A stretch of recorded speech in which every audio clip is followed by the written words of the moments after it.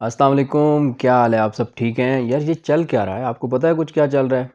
अब्दुल रज़ाक की हुई है कुत्ते वाली समझते हैं या नहीं समझते तो जाके नेट पे देखें, वीडियोस वगैरह देखें, ट्विटर पे ट्वीट वगैरह देखें, किस तरह कुत्ते वाली हुई है।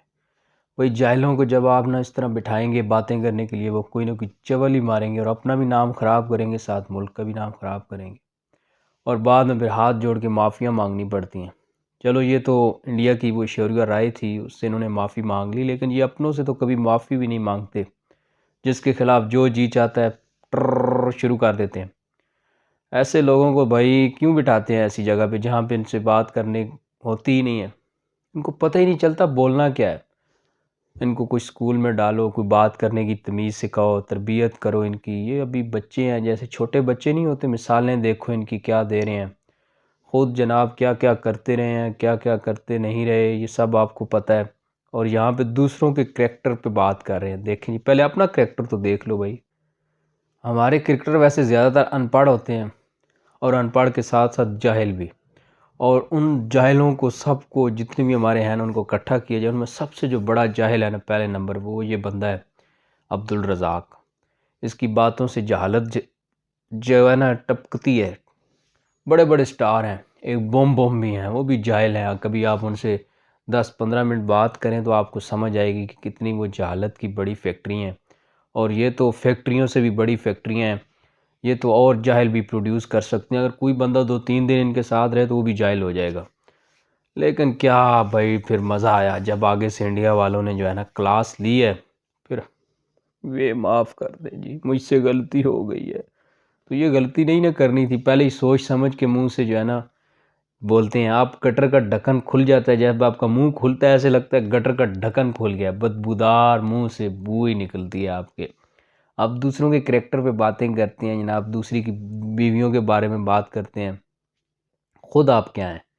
एक डांसर के आप पीछे पड़े रहे हैं जो स्टेज ड्रामों पे वो क्या, उसको क्या कहते हैं, बुरी गुफ्तगू वाहियात गुफ्तगू करती थी, उनके इश्क में आप मुब्तला रहे हैं। और बाद में आप टीवी प्रोग्राम्स में कह रहे थे मुझे तो 5-6 दफ़ा जो है ना प्यार हुआ है, ये हुआ है, फलां हुआ है। भाई ऐसे करैक्टर पे लानत है, समझ आई?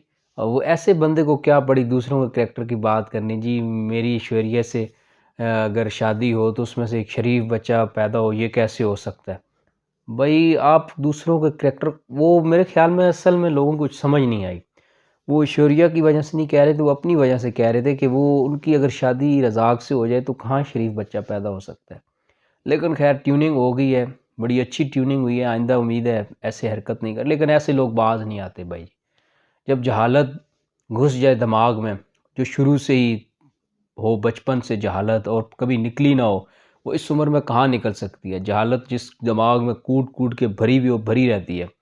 क्योंकि ये बस थोड़े से पैसे आ गए, चार टीवी पे बैठने का मौका मिल गया, बस जो आया रगड़ दिया, दग दग दग दग, कोई पता नहीं क्या बोलना है क्या नहीं बोलना।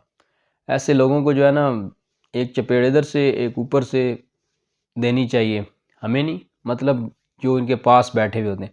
और पास बैठने वाले भी जनाब क्लैपिंगें कर रहे हैं।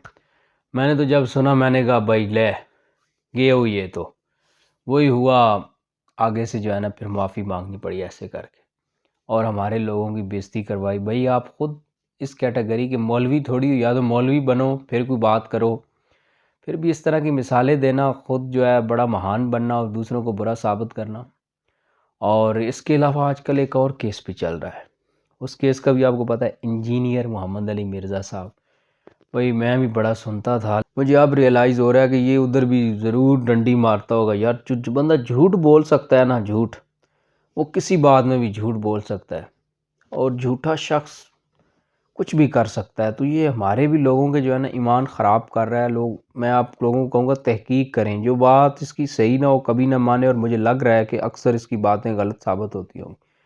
अभी ये 26 नवंबर को भी भाग रहा है, वो मुनाजरा नहीं कर रहे साहिब, ये साहब भाग रहे हैं। ये साहिब सॉरी मैंने थोड़ा सा किया क्योंकि उनके फॉलोअर बुरा ना मान जाए, क्योंकि वो भी बहुत बुरा मान जाते हैं कि हमारे जो ये मौलवी साहब हैं ये भागते क्यों हैं।